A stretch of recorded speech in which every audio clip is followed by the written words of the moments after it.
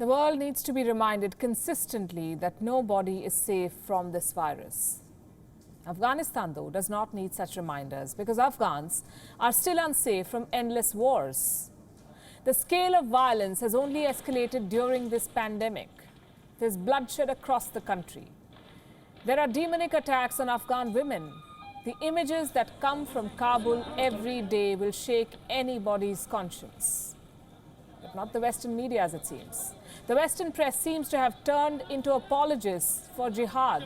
Let me start from the beginning. This is what happened. There was a terror attack at a hospital in Kabul on the 12th of May. Armed terrorists rampaged through a maternity ward, shooting dead mothers, pregnant women, even babies. Who does that? At least 24 people died. Who was behind this attack? Taliban terrorists, according to the Afghan government.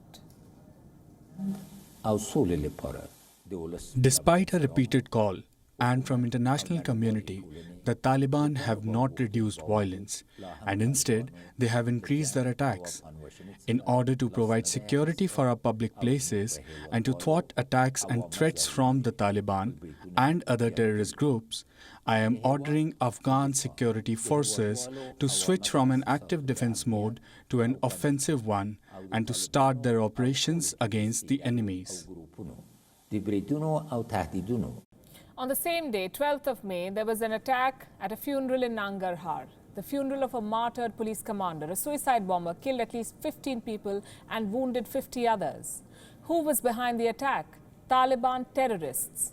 14th May, a truck packed with explosives blew up near a court in the city of Gravitas. 5 people were killed, 15 civilians wounded. Who was behind this attack? Taliban terrorists. What does this tell you? That the very idea of a peace deal is dead. The Afghan peace deal is dead before it came into effect. This violence is only a terrible preview of what may follow. Holding a peace dialogue with such terrorists will not shape the future that Afghanistan wants. These terrorists can only be dealt with on the battlefield. And this is what the Afghan president, Ashraf Ghani, has been saying, and this is what he wants to do. He wants his troops to switch from a defense mode to an active offensive. He wants to take to task those responsible for the deaths of newborns.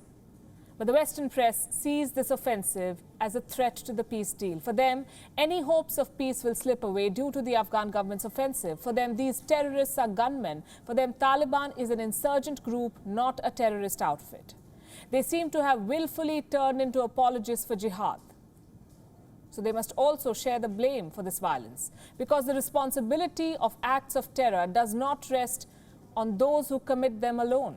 A huge burden of responsibility also lies with those who justify these acts, and they're as dangerous as the terrorists they defend.